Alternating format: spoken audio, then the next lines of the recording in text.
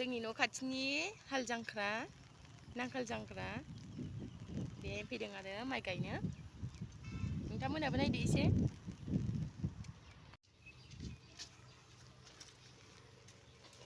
गायहैगोन आरो ना हनै माखासे गायगासिनो दङ। ओमफ्राय जोंनि न' खाथिनि आब'मोननि नांगोल जांख्रा आंहाबो बावनो एसे नांगोल जांख्रा जानो फैबाय गायनोसै आरो। ओमफ्राय नोंथांमोननो बेखौनो आं एसेबाबो शेयार खालामसै। ओमफ्राय नोंथांमोना आंनि भिडिअखौ जोबजासिम नायलांदो।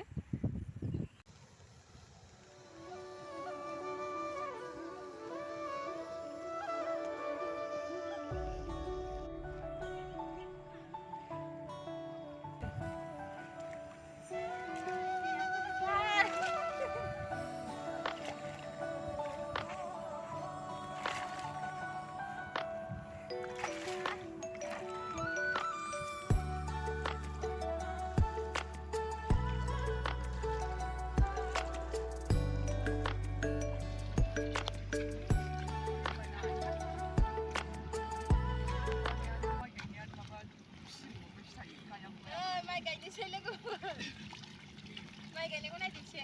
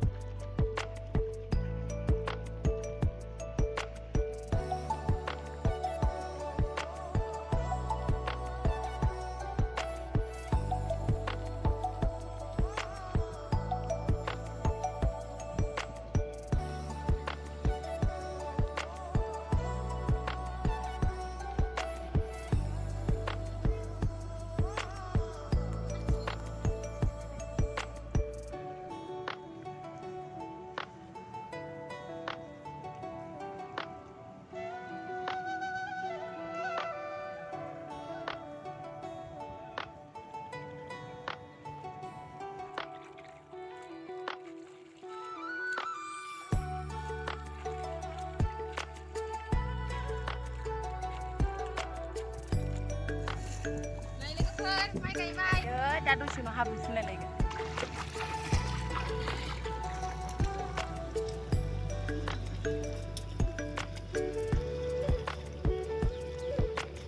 गायनायखौ नायदो बिदि लाबाय ओमफ्राय फुबाय।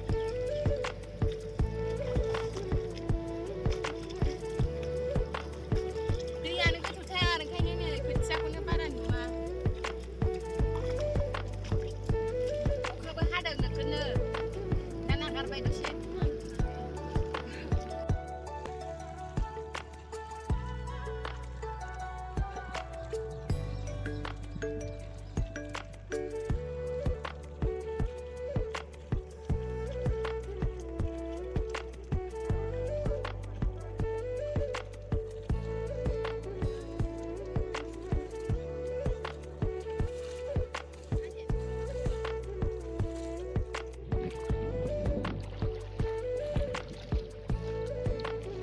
गायबोजोब्बाय ओमफ्राय नै दा मोनहैनायल'सै।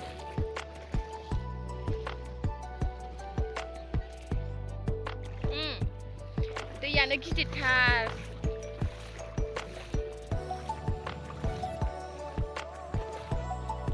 बिसिनावनो नैबे आब'मोननावनो हाल जांख्रा दिनै बुरजा गायदों। ओमफ्राय हालेवग्राफ्रा गैला थांबाय। हालेवखांनानै आङो फैनाया लेट जादों एसे।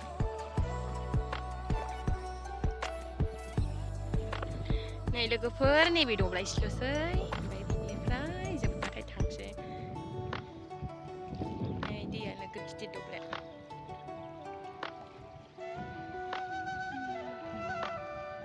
लोगोफोर हाब्रु फुनलायनाय देखायनो हानाय नंला नोंथांमोननो, मानोना हाब्रु फुनलायनो बिसोरो आंनिफ्राय देरसिन गोजा आरोना, एसे आंनो उन्दैसिन। ओंखायनो एसे गिदिरफोरजों बारा इन्ट्रेस्ट जाया आरो एसे उसुबिदा जायो। ओंखायनो हाब्रु फुनलायनायखौ खालामासै आरो।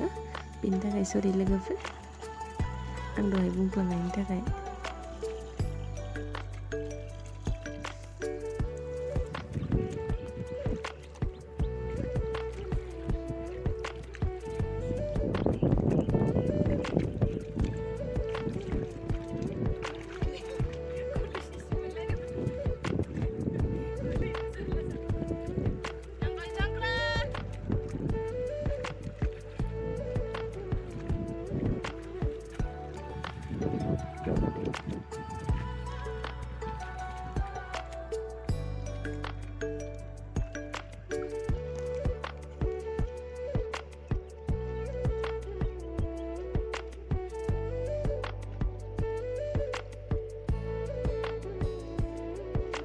लोगोफोर जोब्बाय माइ गायग्राफ्रा फैजोब्बाय ओंखारबोजोबदों जोब्बाय गायखांबाय दा न'आव थांसै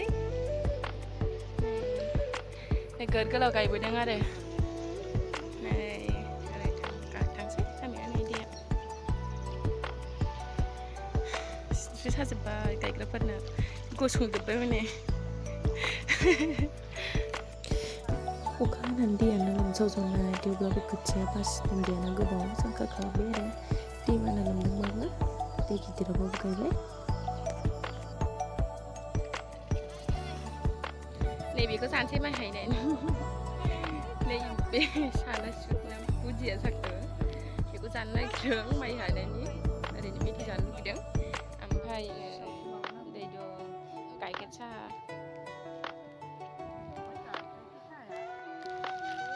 बेखौ जानोसै एसे दै लोंसै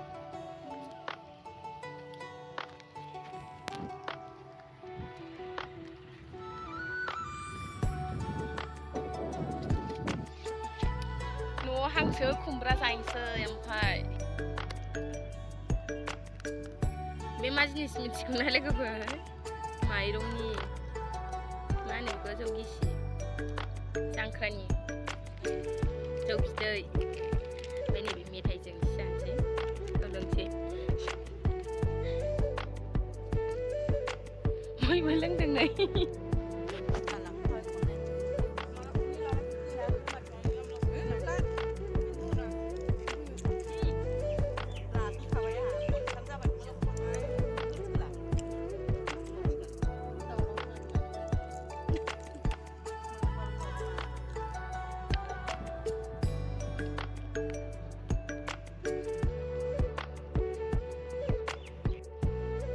न'आव थांसै लोगोफोर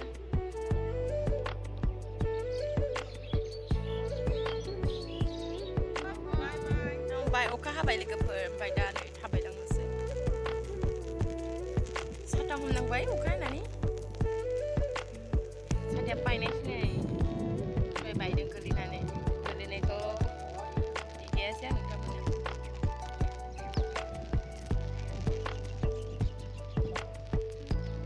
साथाया बायजोब्बाय